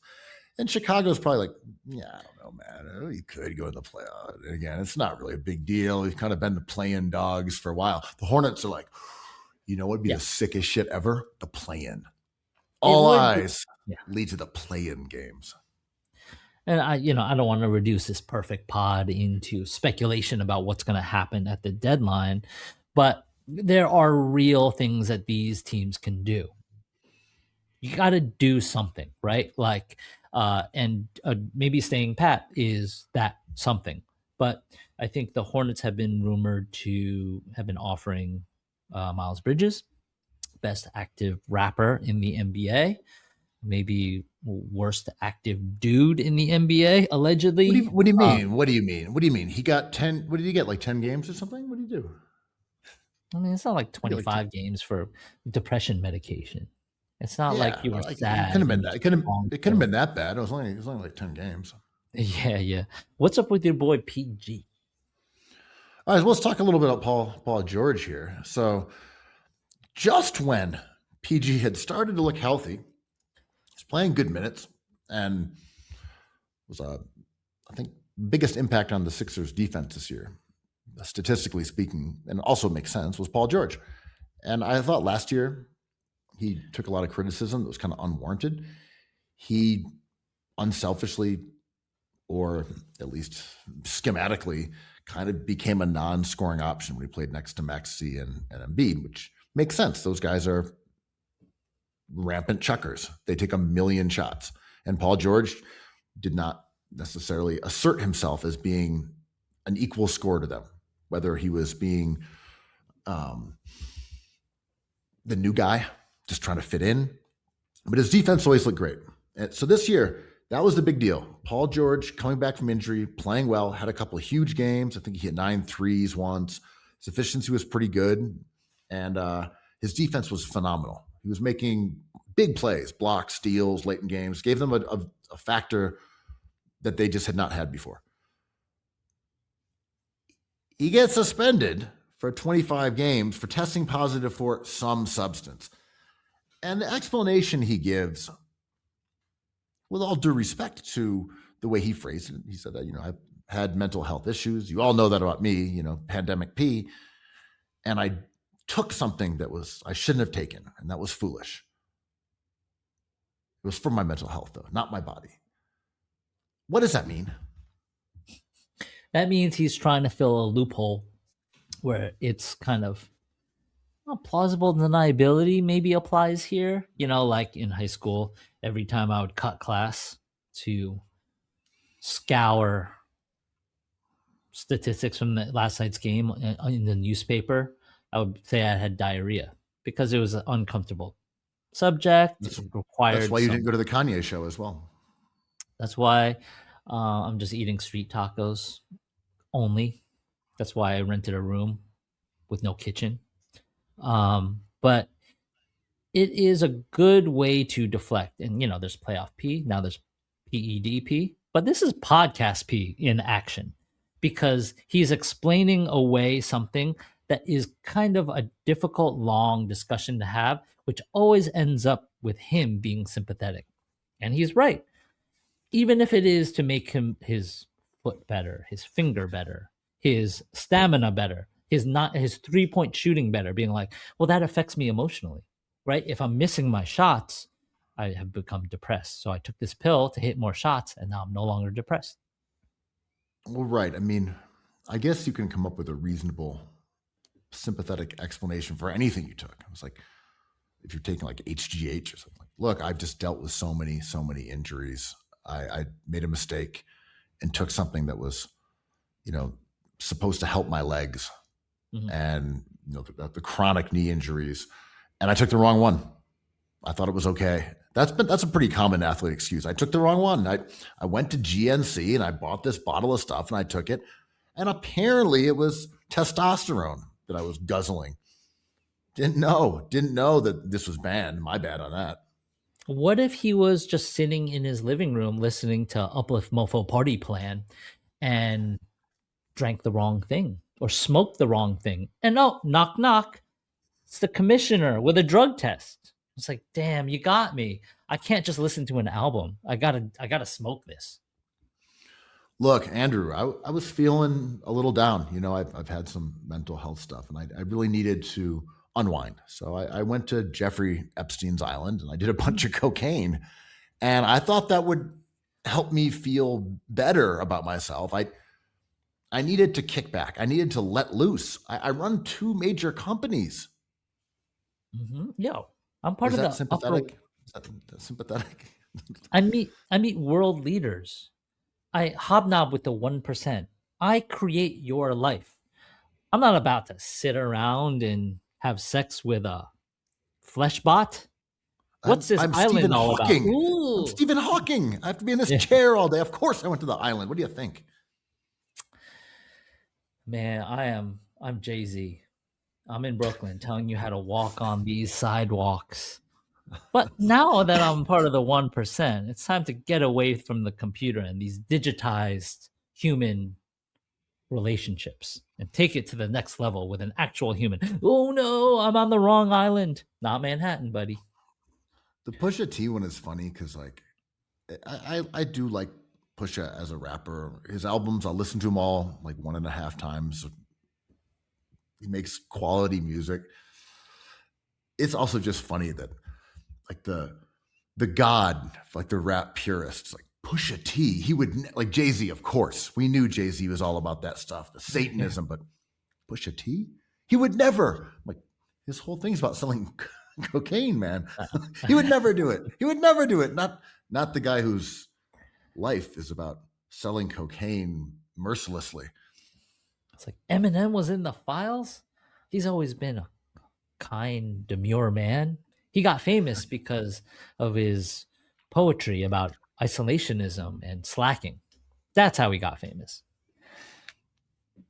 That said, I don't really think Pusha T did anything at all. I mean, I know there's some kids who listen to this pod, but the scenario in which that phone snitch claims happened is just crazy. I don't think that would ever happen, ever. No, we don't need to get into the gory details of it, but it's Harvey Weinstein, JC. Oh, there you go. No spoilers. Here's the spoiler.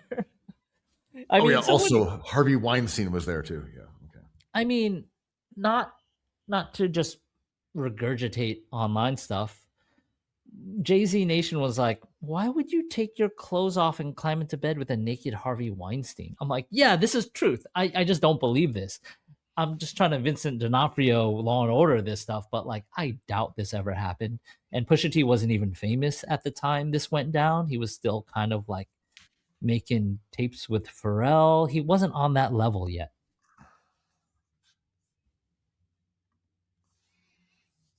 Yeah. Yeah, he was still selling nose candy Willy Wonka. I mean, his brother was his twin brother was a devout Christian.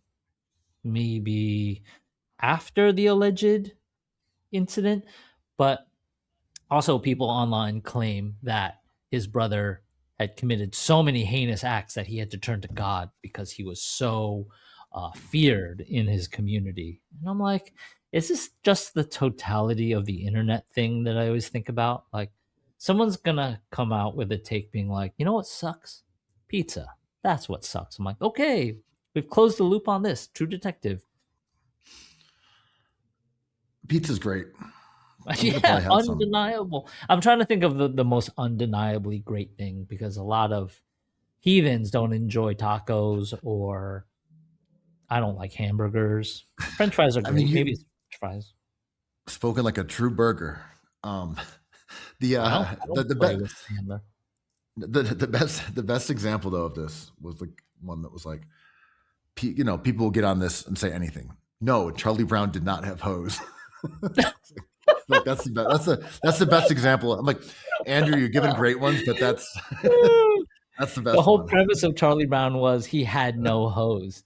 That was the whole point of the Peanuts cartoon. No, Charlie Brown did not have hose. Snoopy had hose. Linus got hose. Sure. Charlie Brown had no hose. No hose at all. Even Peppermint Patty did well. Peppermint Patty was doing her thing. Yeah, their thing. Linus, yeah, Linus, original emo. Oh yeah, Linus playing on the piano, like Oh yeah, he's raising him up with sucking his thumb and with his security blanket. It's like Midwest twinkle emo guitar licks. But Charlie Brown, nada in the hood. No, he's incel stuff. He's Fuentes level. So yeah, last point on the Paul George suspension.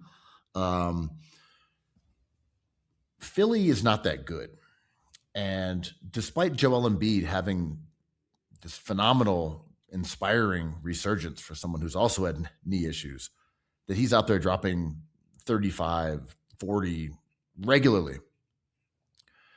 That team still doesn't really have a forward or power forward that makes a lot of sense. And now with PG out, they're using Oubre. I think Trenton Watford's a good player. They don't play him a ton. So it's kind of just Oubre and Barlow, non-shooting 3s and 4s. Like I am worried about Philly with Paul George out. I do not think they are a particularly good team. They might be able to stick around and be like a 7th, 8th team, but those Hornets are on the way. Yeah, I mean, unlike the Celtics, who we knew were going to be good, I did not see Philly being in this kind of predicament. So amazing. Edgecombe worked out. I love him. Maxey is scaling well. Joel Embiid claiming, I forget this one guy, the only guy who believed in him, sort of like we were the only people who believed in the Celtics, was like he he brought me back to a shadow of my MVP self, which is incredible. And these minor occurrences, sort of like the Knicks playing a defense where it helps Brunson by pushing the ball handler to the corners, like has made them a number one defensive team. If we want to talk about these dumb season stats in the last 10 games, but these minor adjustments should be taken into account when approaching the trade deadline wish lists. But and to your point about the Sixers, they're so flawed in a way in terms of depth and injury risk and skill set with Maxi and Edgecombe that I'm almost on the side of like, let them play it out. If they catch a series, that's awesome, but like, not make any hasty moves and do not win now. Well, the Sixers have a -3 net rating with Joel Embiid off the floor, and he's off the floor a lot.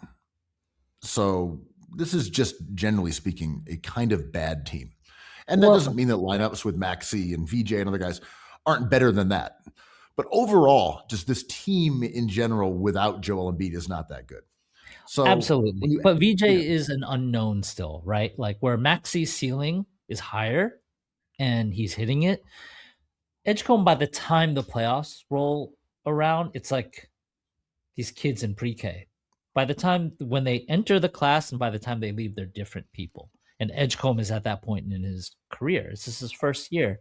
So I think there's reason. What I'm saying is there's reasons for smart people in that Philadelphia organization to look at these on-off numbers and be like, there's a bit of an unknown here, and we can probably safely assume that Edgecombe is going to make his lineups better moving forward. Yeah, and Edgecombe's been great for being a young player. He really does have that like ice water in his veins attribute, which awesome is like a cliche, but man, he just steps into those late game shots with no hesitation and knocks them down. Lovable, man. It's hard to be like, he has a different mentality. I'm just saying he has no fear of him. And these players, I don't know if that's why he's making them, but man, he just like late game. Here's the rookie. He's pulling that shot when he's on the court with like 2 all-stars and he's taking the shot. It's cool to watch. Flag, Khan, and Edgecombe, man, they are lifer. They're ballers, man. They have that Brunson thing that I'm just like, after all the weaknesses and talking about all the lack of kind of well-rounded presentations of these prospects as young players and trade assets, I'm like, but they got that magic, right? Yeah. I mean, and also just last point about the Sixers is that finally Nick Nurse has decided that maybe Jared McCain should actually I thought play. You were going somewhere else with this. I'm like, dude, kids are listening. It's not about the island. He hasn't been defeated. But yeah, he I mean, you saw me saying on Twitter for a little while. I was like, why aren't you playing Jared McCain? Are you crazy? Mm-hmm. And Jared McCain had completely fallen out of the rotation. Like, oh, he's got to go back to the G League. Too spicy. I'm like, just spicy. Play him. Just play him. I went back. Yeah, I don't even know if we talked about this. I went back, looked at all of his shots on my own time, just doing some research myself. Wow. Looked at all the shots through December and January. This was while he was on the bench. I looked at it and said, this guy's missing shots at the rim that he normally makes because he just had hand surgery on his shooting hand. He just doesn't have his touch. He's getting to where he want to go. And I'm not talking about right when he first came back because he had that huge knee brace on. He wasn't moving well. But like December, January, he looked fine. He was just kind of off. And I was like, you know what? This is a guy who's been a phenomenal shooter. He's just missing shots. He's getting into the lane where he wants to go. And then the ball would be like 6 inches too high off the glass and like dribble off the rim and like these like really pathetic misses where I'm like, he has never missed that shot since he was 14 years old. He needs to be playing. So you're wrong. It's his zestiness, man. He's just too zesty to hit those threes. I think convert those assists. I think Nick Nurse is threatened Like there's only room for one freak on this team. Yeah, that's true. Because the rest of the guys are pretty straight laced, but when you have a LaMelo and a Cat and a McCain, you gotta. There needs to be a basketball reference column for zest factor. Zest over replacement player. Zest for 48. Zorp. Yeah, I think this is Zorp. But yeah, McCain started playing again, and he's been fantastic. And he's still getting like 15 minutes. Like, give this guy 25 minutes. Stop it. But anyway, he looks great. And I would say that to me is the upside for the Sixers, is that like if Paul George sits out, maybe McCain really gets rolling again. George comes back. I don't know if they're going to make a deadline move. Okay, to your point earlier, I don't think they're serious about winning. I'm going to put on my tiny green gloves and propose this trade. What if McCain and a bunch of contracts, I don't know how it works out, for Miles Bridges? No, I don't like Miles Bridges.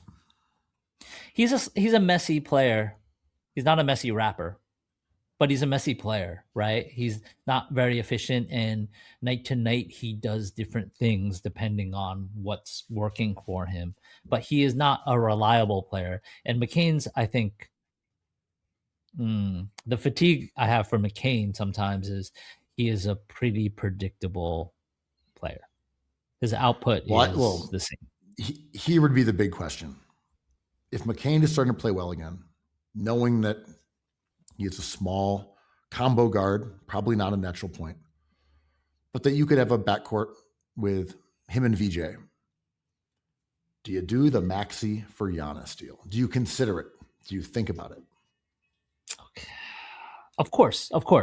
All the criticisms of Giannis in mind, yes. If the price is Tyrese Maxey, who is probably at his highest value he will ever be in, because even if he's this good next year, he's a year older and he's like takes on a different role. But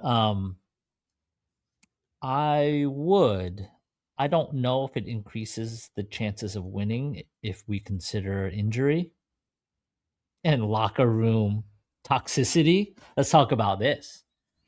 Because you got Thanasis being like, yo, we're loyal. Not like you other motherfuckers who are always switching teams. Our hearts are in Philly. So this trade was discussed, and Sixers Nation, someone put up a poll. 90% of Sixers Nation said, no way, man. Not a chance. We would never give up Maxey for Giannis. I love polling. Yeah. Like, well, I would in a second. You know who Giannis is, right? Like the guy on the Bucks. The MVP ladder has like 6 or 7 rungs for the Maxies, and then you shoot up a huge gap, 2 stories until you got the Giannis, Lukas, the SGAs, and the Jokic. I mean, I could see someone saying, well, Giannis has injury issues. He's kind of older. We think he's going to always have injury issues. I just mean, if you were like, hey, the physical element is too daunting to me. I just think he's going to be hurt all the time. And, we know Maxey is 25 and he's got 3 or 4 more years under contract. Like, it's just not worth it to sacrifice that for like a win now thing where you've got Embiid, Paul George, and Giannis and their injury components. Like, I'm down to hear all those arguments. I don't think that's like a terrible position to take. But being outraged that the price for Giannis would be Maxey is kind of insane to me, because if you look at Maxey's stats per 36 minutes versus per 40, because Nick Nurse plays him into the ground, his numbers are like about the same per 36 as like Kobe White, Keontae George. I like these players. No, they're good players. Jamal Murray, Devin Booker. Like it's a wide range of players. Some are all-stars, some are young. That's what he is, though. Yeah, and they're very good players. He is firmly in the position of being a secondary star. Yeah. At everything. And I'm saying those numbers, I'm including efficiency in there, right? I'm saying points per 36, efficiency, assists, rebounds. Not that every of these players are identical, they're not. But in terms of his production, he is a clear secondary star. There is no star that has won anything that resembles him, and the closest two would be Brunson and Donovan Mitchell, and they're both better than him. Yeah, I agree. This kind of idea comes up a lot during All-Star announcement time, and we don't have to talk that much about it. But the debate the debate that Şengün should be on the team and of the West, and sometimes I think we just get too fixated on points per game. Right? This is the Jaylen Brown conundrum. It's just like, yo, we uncovered a superstar, and I'm like, do you care about shots attempted, like Kobe, right? Do you care about efficiency, and do you care about usage? These three things directly kind of affect the number that you're referring to, and they're important to bring up. Şengün's stats are nice, and you compare them to Chet. It's like, yo, he scores so many more points. Chet's value doesn't really show up if you're just doing that. To your point, Maxi is so beloved because I think he's just like getting buckets. And when your life point of view is, what other goal is there in a basketball game to win, to outscore your opponent? I'm like, okay, that's valid. And points per game kind of reflects that. But if we don't talk about how you got there, we just end up being Vivek Ranadive. Yeah, I mean, I think, as you said, Maxi has proven scalable, that you can play him 30 minutes or 40 minutes, and he's going to go out there and give you buckets, and he's been going to more remain efficient predictable. Yeah. This season than he has in the past. He's not a hyper efficient player in general, but I think he can be next to Joel. So yeah, I don't know if they're not going to trade Maxi for Giannis. It's just not going to happen. It's too risky of a trade for Daryl Morey. Even with Joel's resurgence, I think the fear would be that, his knee went down. Yeah, okay. I think it's injury related, age now related. We're like, okay, we got a team with Giannis, VJ, Paul George coming back from his ketamine suspension, like Kelly Oubre. Well, what are we doing here anyway? So right. I don't know. I to me, it's really interesting to think about a team with Embiid scoring, Giannis. Like that team could win a title. The current version absolutely cannot. That team with Embiid, I don't know that it can. It would have a chance. I do this exercise all the time, even pre-pod, right? When I wanted the Knicks to trade Porzingis. Maybe it was during the golden age of cookies, but like, I think the quickest path to a legit championship window for the Sixers is trading Maxi. As with the Knicks, I think if you really want to win, and a lot of fans claim that a championship is paramount, the quickest way to do it would be to get a different player or players for Jalen Brunson. And you would have to divorce a lot of things in order to get there. But if you're serious about winning a championship, those are your answers. Of course. And then the other side of this is that sports franchises are products, and to have an emotional investment in your star player is invaluable, whether that's bringing crowds to the game, buying jerseys, merch, paying attention to the team. And you could make the argument that, let's say you traded Brunson for, I don't even have someone in mind, but whatever, you traded Brunson for like a bigger guard. I don't know that there's a Devin good Booker version there. Yeah. Right, Devin Booker and Dylan Brooks or something like that. All of a sudden, you big backcourt and a different team. I think most Knicks fans would be outraged at first. And if you won, then they're like, all right, we did it. We won. That's big. Yeah. But it may not feel the same as winning with your guy. And I do have that sort of sympathy for Sixers Nation, who's absolutely scandalized by the idea that you would trade Maxi for Giannis, because if you won without Maxi, then is it even worth it? Is it even worth it without our guy? The guy we lose too many fans that way. 21st pick, whatever it was, we watched go from being a bench player to an all-star to maybe all-NBA to one of the leading scorers in the league. And he's so charming. Look at that smile. He's so cool. For Giannis, the guy who he always hated, an annoying dude. Yeah. Was quitting on his team, not like Maxey, not like Tyrese Maxey. He would never. Yeah, you don't ever see those trades, and I think it's unrealistic unless you trade away like Halliburton. But I don't even think the Kings organization viewed Halliburton for real, like the KBB did. But I think it is. I mean, this is where I have plausible deniability, where I'm like, well, they didn't win because they didn't trade Brunson. I'm like, of course they wouldn't trade Brunson. Brunson's a Knick for life. But if you consider the weaknesses of that team, you consider the team build, and you consider what can come back for a Jalen Brunson, it's like you will have a better chance to win a championship if you want to sacrifice what you're talking about. The tax is losing your culture, losing your fans' attention, and losing kind of the soul of the NBA when the Lakers won the bubble. That was the hardest chip to win ever. But we don't recognize it, so we don't value it.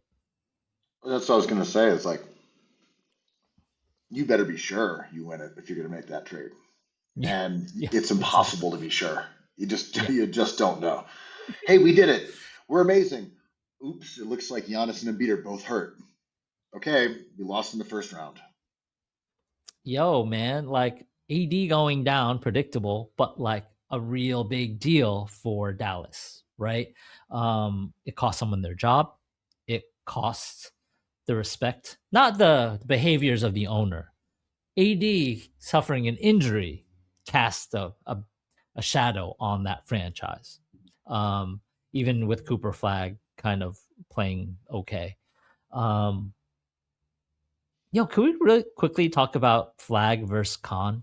Wasn't that incredible? Yes. God, that was incredible. I missed the game, but I saw the highlights, and I liked that it came down to like Khan drawing a foul on Coop with the most crucial play of the game. Yeah, or Khan stealing the ball from Flag. Both teams giving those guys green lights. Wonderful stuff, man. Like this league. It's also dying at that clip with Martin going for a bizarre, impossible dunk instead of throwing up the lob to get Cooper 50 points. Yeah, I mean, people make fun of Ben Simmons, but come on, Caleb, do better. Sixers legend Caleb Martin. Well, when your mic goes out, we know it's time to declare this a perfect pod. Did my mic go out? Yeah. No, I mean you sound like you're underwater. Oh. Well, like the Kings. Cookies. Cookies.